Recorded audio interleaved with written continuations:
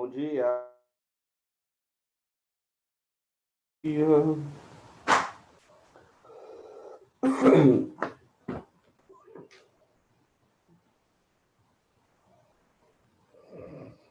Bom dia, galera. Foi o mais lindo do Brasil. Lindezas.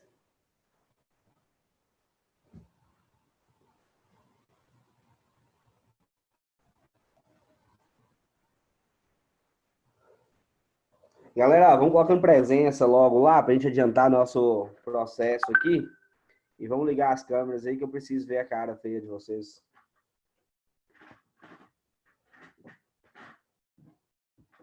Cara feia não, gente. Mentira. Vocês são todos bonitos, todos lindos. Imagem de Deus. A beleza às vezes se apresenta.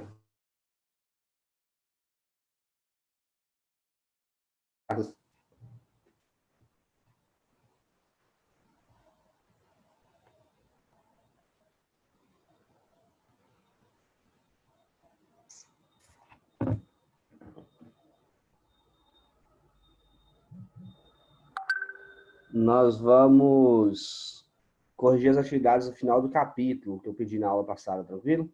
Vocês podem pegar aí para a gente fazer as correções necessárias e já vamos aproveitar para fazer as revisões aí que a gente tem que fazer do conteúdo. Deixa eu compartilhar aqui.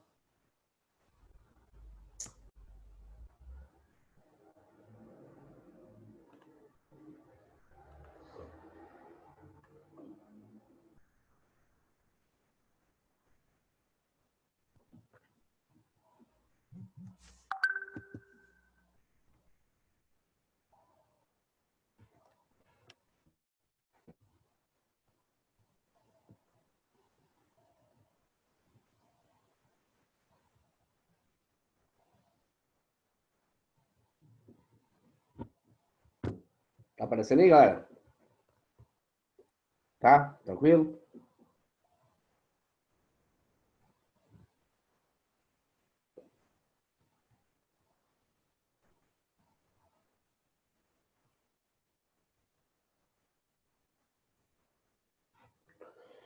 Então vamos lá então, vamos começar aí.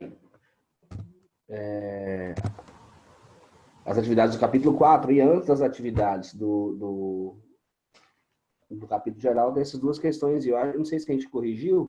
A gente corrigiu essas questões e não, né? Então vamos lá então. A gente tem um mapinha aí da América do Sul e os principais blocos econômicos. A gente tem os países membros do Mercosul, os países membros da Comunidade Andina e os países membros da Unasul. Então, de quais blocos econômicos sul-americano o Brasil faz parte? Então, o Brasil faz parte de dois blocos, né? O Brasil faz parte do Mercosul e o Brasil faz parte da Unasul, né? Que é a União dos Países da América do Sul. A questão 2.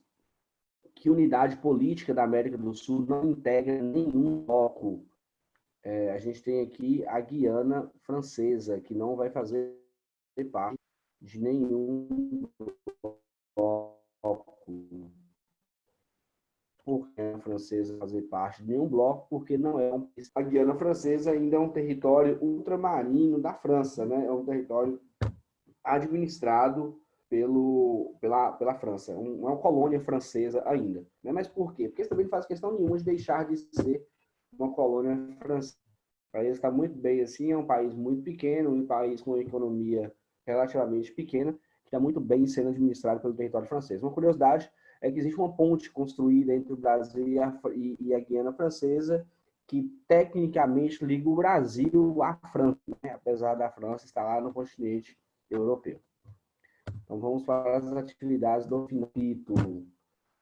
Analisa a seguinte situação. No final de semana, o adolescente brasileiro, lembra que a gente está falando de globalização, o adolescente brasileiro checa o seu smartphone se seus amigos deixaram alguma mensagem no Facebook ou no WhatsApp. A turma combina de ir ao cinema, assistir um filme da Marvel, mas antes vai se encontrar no McDonald's para lanchar e tomar Coca-Cola. Então, a gente tem aqui a perguntinha. Ah, tá. Questão 2 não consegui escrever. Vocês conseguem ligar o áudio de vocês aí, não conseguem? Então, quando acontecer alguma intercorrência, liga o áudio e fala, para eu não ter que ficar abrindo o chat toda hora. Porque aí, eu abri agora só para só para abrir, porque chamou no chat, mas é a presença. Então, liga o microfone e fala. Tio, a 2 eu não consegui escrever. Tá aí, não? Não. Apareceu, não?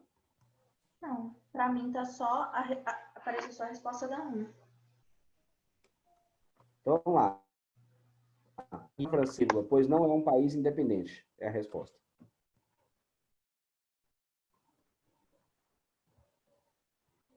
Notou?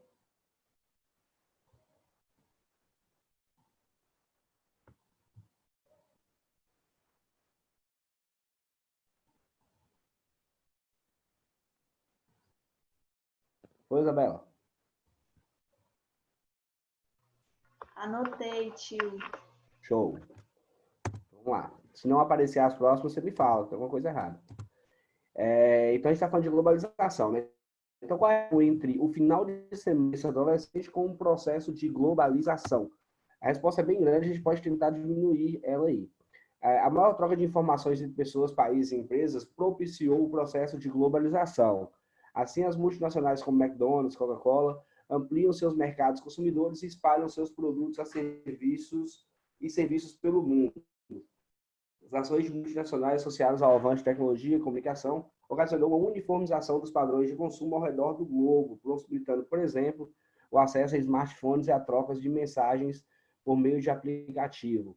É realidade comum a adolescentes de diferentes locais. Então, quando a gente pega os hábitos, né, que a gente tem, inclusive o que a gente está fazendo, de trabalhar de maneira remota, qual relação que isso tem com o processo de globalização? Então, o processo de globalização, ele vai ser parte, ele é o desenvolvimento dos meios de comunicação, os meios de transporte, que vai unificar os hábitos e costumes. Então, a mesma Coca-Cola que o menino está tomando, para escrever, peraí. Tá, Arthur consegue ligar. Davi, para escrever tudo? Ô, Davi, se você conseguir resumir isso aí, tá tranquilo. Mas o que eu estou explicando é assim, o que o processo de globalização tem a ver com os nossos hábitos de vida, né? Você tem contato com esses costumes, você sabe que existe o filme da Marvel por causa do desenvolvimento dos meios de comunicação que vai trazer, dar acesso a gente a esses conteúdos, né? A esses conteúdos, a esses serviços.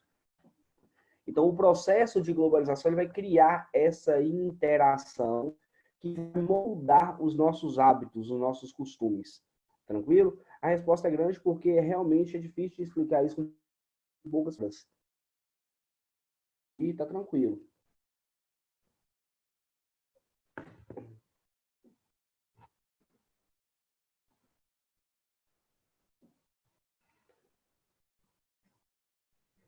Vocês podem fazer é tirar print da tela, ou até tirar foto, não sei, e depois copiarem, se for o caso.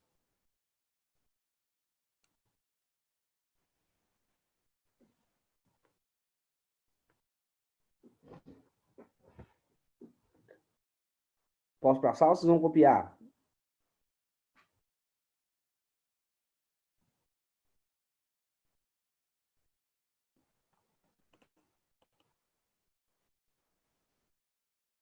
Sim, uma coisa leva a outra como dependente de si. Por isso que lá no, quando vocês vão ler, quando vocês leiram, ou falando sobre globalização, eles vão falar que a globalização é uma fase do capitalismo, porque o capitalismo fez o processo de globalização acontecer por necessidade. Então, essas empresas multinacionais, elas vão expandir os seus domínios, não é porque nós somos pessoas boas e merecemos o Facebook, é porque isso faz parte de uma necessidade da expansão de domínio da empresa, porque senão outra empresa ia fazer isso.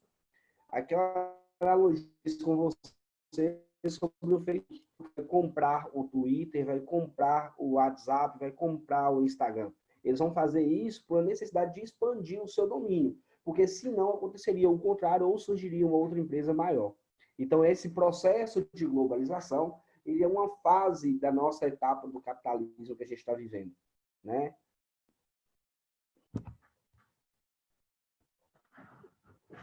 Posso passar para a segunda e depois vocês copiam?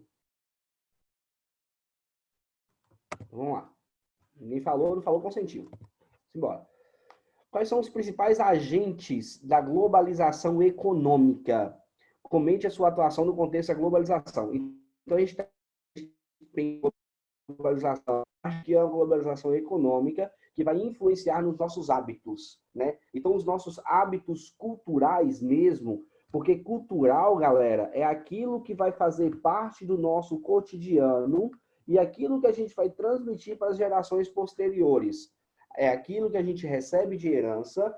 Então, a cultura, de maneira assim, muito simplória para explicar, é aquilo que a gente recebe de herança e é aquilo que a gente transmite como herança. É muito óbvio que a geração futura, após a minha, de vocês, não vão ser igual a dos meus pais. Então, a gente tem um processo de transformação cultural, de hábitos, que é influenciado pela globalização. Então, na segunda pergunta, vai perguntar sobre os agentes da globalização econômica, exclusivamente falando da globalização econômica. E a gente tem dois agentes aí que é fundamental para esse processo. A gente tem as multinacionais, aqui eu vou ajudar vocês a reduzir isso aqui. A gente tem as multinacionais, que vai atuar expandindo seus mercados consumidores, ampliando seus mercados consumidores e instalando fábricas ao redor do mundo. Por que elas vão fazer isso? Porque isso vai fazer com que elas lucrem mais, com que elas aumentem os seus ganhos, certo? Ninguém vai fazer nada... Caramba, peraí. Ninguém vai criar nada se não for dentro dessa cultura econômica. Então, quando eu pego uma multinacional, você pode copiar até aqui. Quando eu pego uma multinacional e faço ela produzir lá na China, não é porque os chineses são gente boa, é porque eu vou ganhar mais dinheiro. E um outro agente importantíssimo, aí já foge da perspectiva privada, é os blocos econômicos. Os blocos econômicos são organizações que vão fortalecer estados, vão fortalecer países economicamente, que posteriormente também vai fortalecer as suas empresas, né? Então, os dois agentes principais que a gente tem são as multinacionais e são os blocos econômicos, certo? As agências organizacionais supranacionais, elas vão ser criadas como forma de regular a relação. Então, essas agências, essas organizações supranacionais, como a OMC, por exemplo, o Fundo Monetário Internacional, elas vão surgir da consequência da formação do mundo global, né? Elas vão ser necessárias a partir do momento que a gente tem um processo de interação. Vou dar um exemplo na prática para vocês como que isso acontece. Até 2 meses atrás, estávamos indo para a escola. Normalmente íamos para a escola, tal. Então, a gente criou as regras baseadas naquela conjuntura nossa. Tem que chegar na sala de aula, sentar, não pode conversar, tal. Quando a gente muda a nossa dinâmica, quando a gente começa a estudar via remota, eu tenho que ter novas regras, né? Tem que entrar com o microfone desligado, tem que um falar, o outro esperar, tem isso, tem aquilo. Então, eu vou criar novas regras. Então, essas agentes, esses organismos supranacionais, eles vão surgir no mundo global, por quê? Porque é um mundo novo que precisa de novas regras. Não é um mundo mais em que era raro um país negociar com o outro. É um mundo em que é muito comum um país negociar com o outro, precisa criar regras.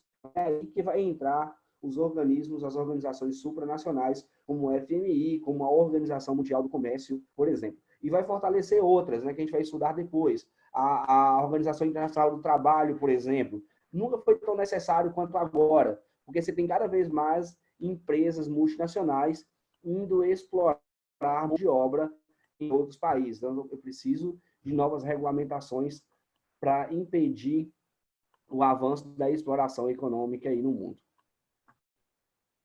Tranquilo? Dúvidas? Não?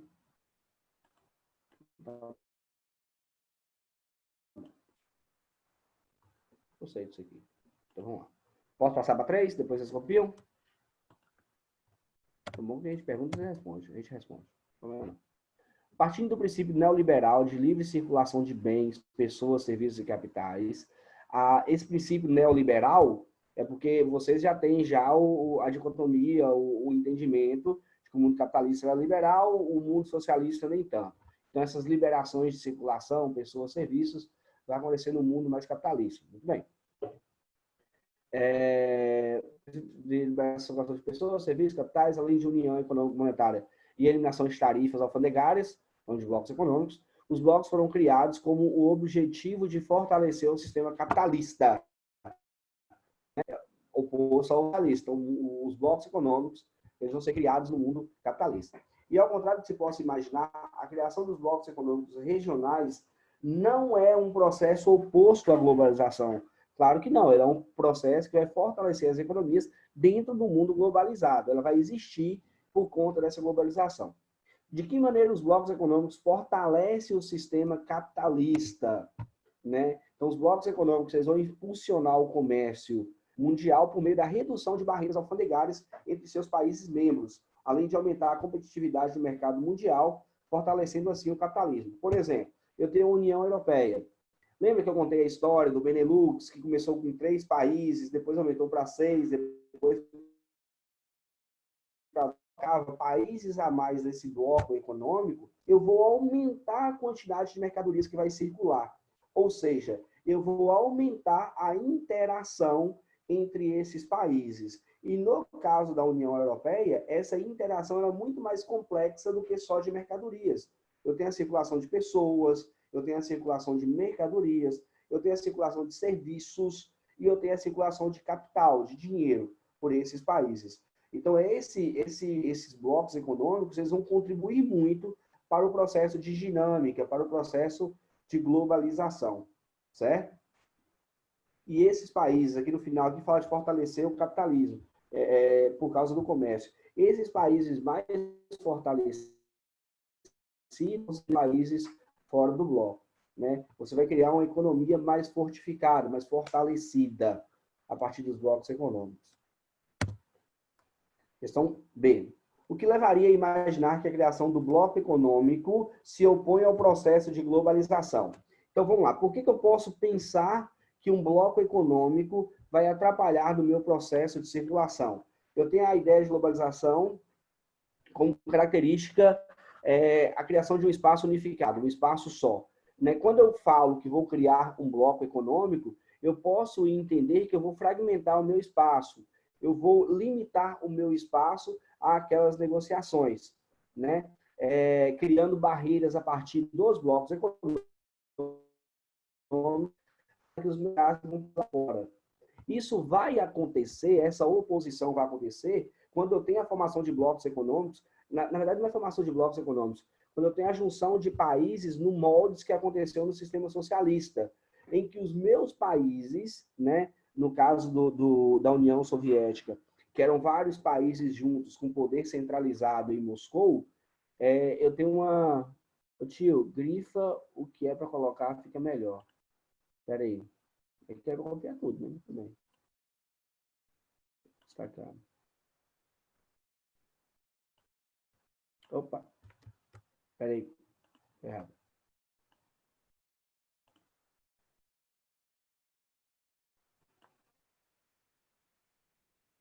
Não, tá errado. Tô tentando achar. Aqui. Vamos ver se dá certo isso aqui.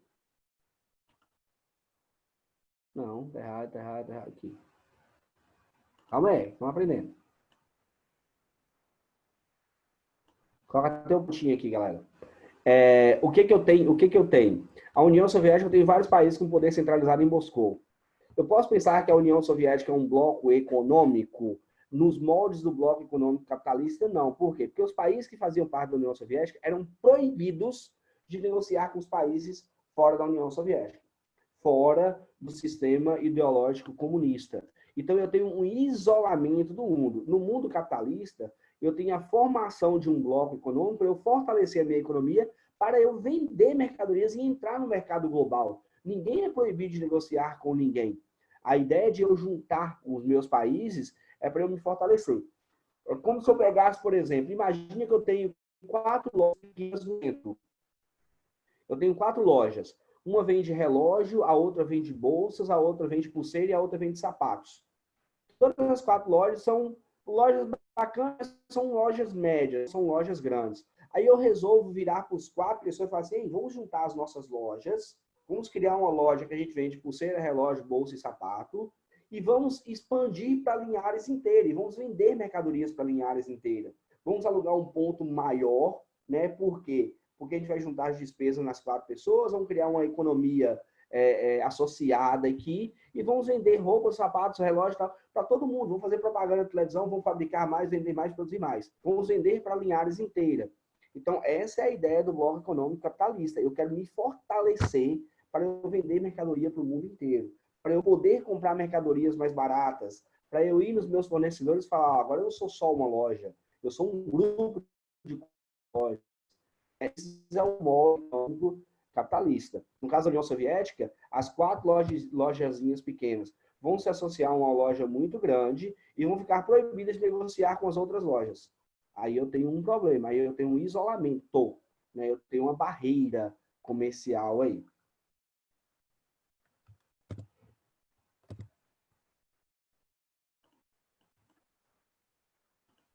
Vou passar aí.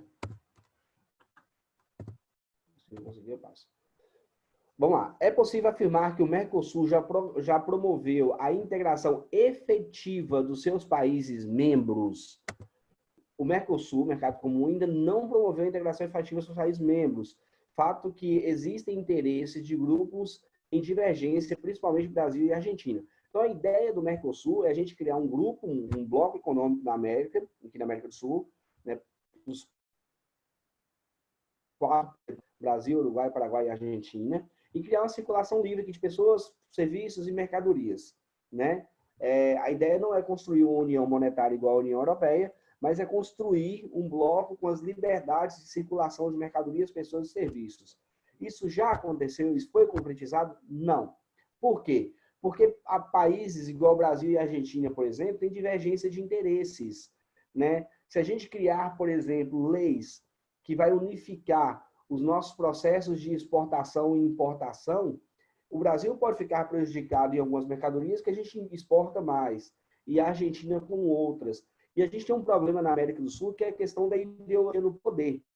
Igual, por exemplo, o presidente da Argentina hoje não é alinhado ideologicamente com o Brasil. Então, isso dificulta os acordos entre os dois países. Então, o fato é que a gente ainda não tem a integração que objetivava quando foi criado o Mercosul. A gente pode falar que o Mercosul ainda é um bloco em formação, é um bloco em construção, é um bloco em amadurecimento. Agora vamos para os mais fáceis, né? Que são as questões de assinalar aí. Enumera as definições apresentadas relacionadas aos tipos de integração econômica correspondentes. Então, a gente sabe que os blocos econômicos eles vão ter níveis de integração diferentes. A gente tem os principais níveis aqui, que é zona de livre comércio, união aduaneira, mercado comum e união econômica e monetária. Então, vocês vão associar as colunas a cada nível de integração ali. Aí a primeira alternativa. Além de reduzir as tarifas sobre os produtos, os países membros estabelecem uma taxa comum sobre as mercadorias negociadas com outros países que não fazem parte do bloco. Ou seja, eu tenho Brasil e Argentina, Uruguai e Paraguai no mesmo bloco. Então, eu vou ter tarifas internas, certo? E a mesma tarifa que eu vou usar para importar carro da Europa, a Argentina também vai usar. E isso é o quê? Isso é uma união aduaneira. A aduana são aqueles lugares nos portos que você vai regulamentar suas importações. Então, por isso que o nome é União Aduaneira. Quer dizer que se o Brasil exportar soja para a Espanha, que não faz parte do bloco, eu tenho que cobrar a mesma tarifa que a Argentina. Assim vale para as importações também.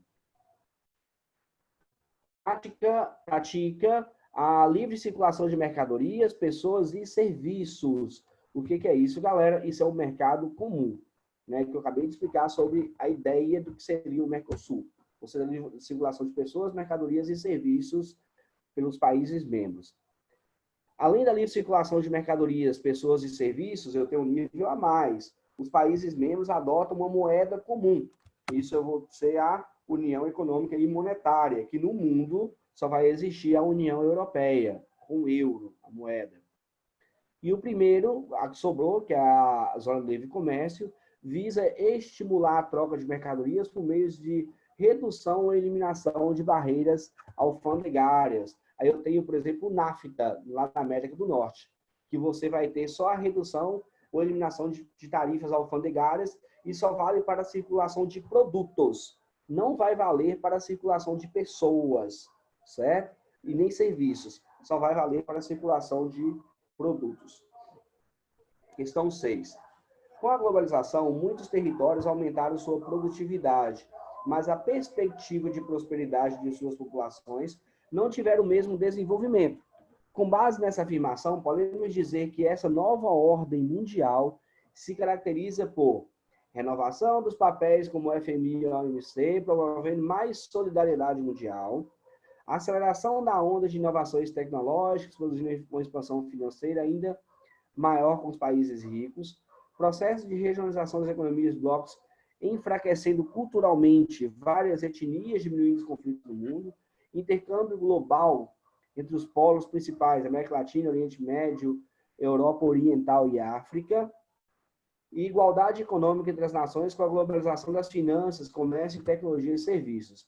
Então, eu vou ter uma aceleração nas minhas ondas de inovações tecnológicas e vou produzir uma expansão financeira ainda maior nos países ricos. De maneira resumida, o processo de globalização, ela vai aumentar a quantidade de produtos produzidos no mundo, mas não vai reduzir o problema da pobreza. Por quê? Porque os países que vai dominar esse processo, que vai mais se beneficiar, já são os países que são ricos, certo? Os países que são pobres, em muitos casos, eles vão fornecer mão de obra barata, vai ter seus territórios explorados, vai ter sua dinâmica econômica ali prejudicada e não vai se desenvolver. Quem vai se favorecer com isso vai ser os países já desenvolvidos.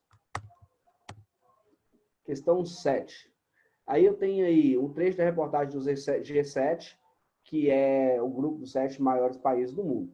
Então, o G7, os países mais industrializados do mundo, aprovou, maiores países economicamente falando, aprovou neste sábado texto que mantém sanções contra a Rússia e reforça o apoio a um importante organismo internacional. Sobre a política comercial, os líderes do G7 concordaram em combater o protecionismo e reforçar o apoio ao... Então, qual é o órgão que vai atuar dentro dessas ideias de protecionismo? Qual é o órgão que vai regulamentar isso aí, galera? O órgão que vai fazer isso aí é a Organização Mundial do Comércio. E o protecionismo, que palavra é essa? O protecionismo são ações que países mais desenvolvidos criam para impedir que produtos de outros países entrem em sua economia. Por exemplo, eu tenho uma... Fala, Isabela. Ô tio. Liga o áudio e fala. A resposta da 6 é qual? A resposta da 6? Deixa eu voltar aqui. A B. Ok, obrigada. O que eu tenho aqui, galera? O que é um protecionismo? Por exemplo, eu tenho soja que eu mando do Brasil para os Estados Unidos, por exemplo.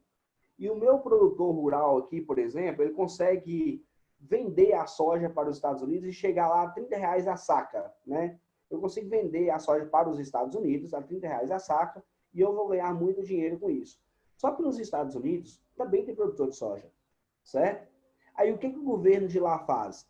Se o meu produto chegar lá a R$30, o produtor dos Estados Unidos não vai conseguir vender a dele, porque ele precisa vender a dele a 40. Então o governo de lá vai lá e coloca uma tarifação, coloca impostos na minha soja, para que a minha soja vá entrar lá no preço mínimo de R$45.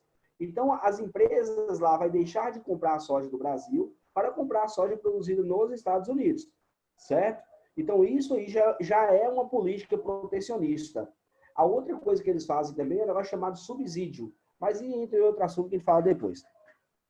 Mas o protecionismo é isso, é quando eu tenho organismos, países, que vai criar barreira para que produtos de outros países não entrem no países deles. Posso fazer isso aumentando impostos, por exemplo.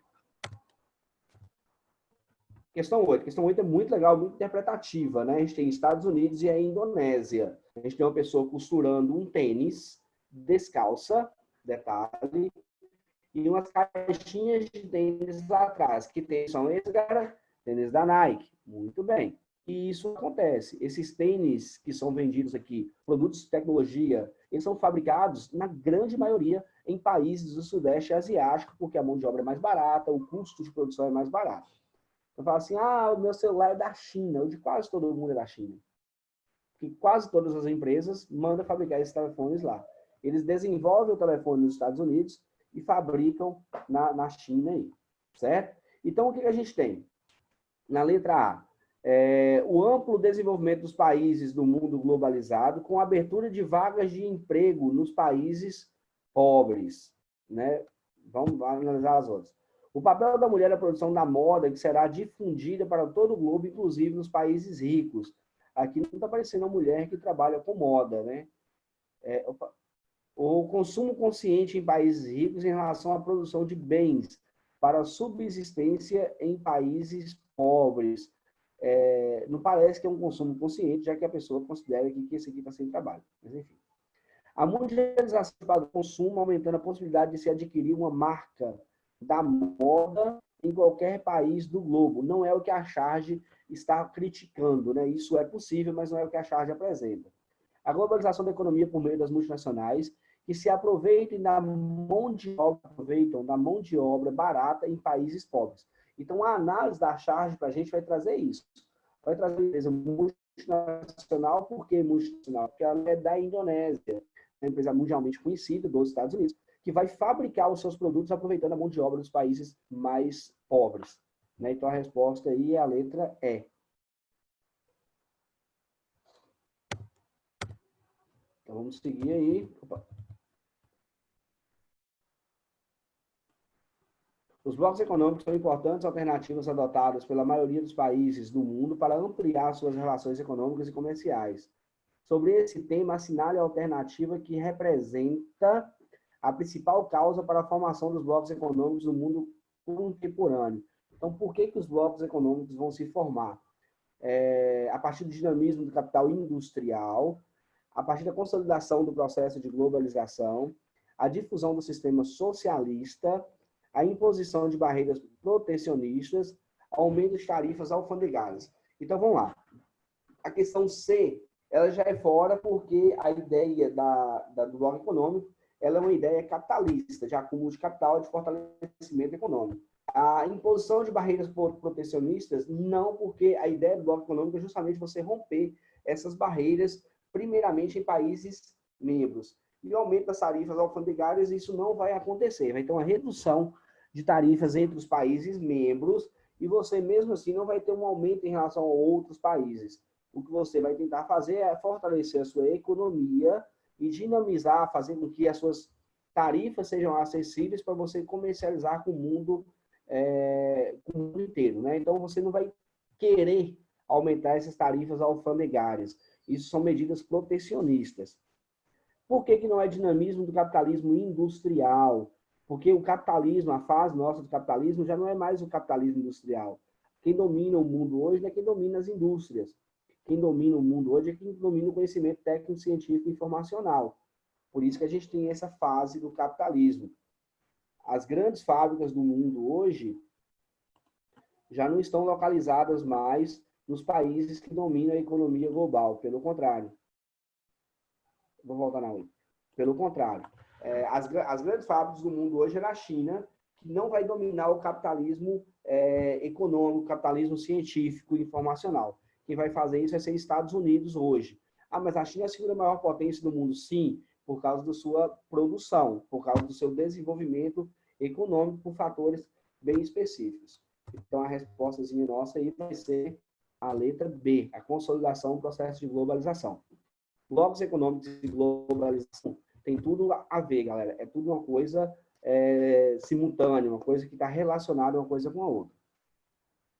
Questão 8, letra E. Então, questão 10. Analisa as informações a seguir sobre os principais blocos econômicos do mundo. A União Europeia é um exemplo de bloco econômico do tipo União Monetária. Sim, verdade. Então, a gente elimina a questão C, D e E de vez, que é só a letra B e C para discutir. O Mercosul é uma união aduaneira, pois adota uma tarifa externa comum entre os países. Alternativa C. A cooperação econômica da Ásia do Pacífico é uma área de livre comércio com isenção total de tarifas entre os países membros. A cooperação econômica da Ásia do Pacífico deseja ser uma área de livre comércio, mas mesmo assim, você não vai ter nessa PEC uma isenção total de tarifas. É possível que tenha redução de tarifas entre os países membros, né? Então, a resposta nossa aí é a letra A. O Mercosul é uma união aduaneira, por isso que gera tantos conflitos e confrontos políticos aí. Aquilo que eu já expliquei já lá atrás. Está acabando já. A imagem retrata um importante momento de mudanças na União Europeia. Então, a gente tem aí, galera, o pessoal do Reino Unido brigando se é Reino Unido, se é a União Europeia. A gente está falando de quê? A gente está falando do Brexit, da decisão do Reino Unido de sair do bloco econômico. Bacana? Presta atenção nas bandeirinhas da União Europeia e nas bandeirinhas do Reino Unido. Se é isso, está falando do Brexit. Beleza? E, por fim, eu acho, eu estou sem livro, a gente tem a questão 12. Quais são os países membros fundadores do Mercosul? Essa é a questão mais fácil de todas. A gente tem aí Brasil, Argentina, Paraguai e Uruguai. São os países que vai assinar o Tratado de Assunção e vai formalizar o Mercosul. Muito bem. Então, a gente precisa fazer a revisão a partir desses tópicos. Volta a 11. Vocês estão fazendo o quê? Vocês estão dormindo? Criaturas. Letra D, de dado. Galera, a questão é a seguinte. Vocês vão fazer na próxima aula as atividades do caderno suplementar desse capítulo. Ah, tá. Achei que estava dormindo. É a letra E, a 11.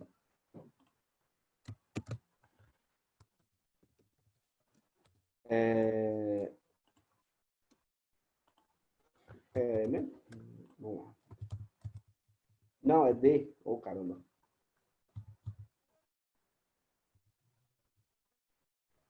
Deixa eu corrigir.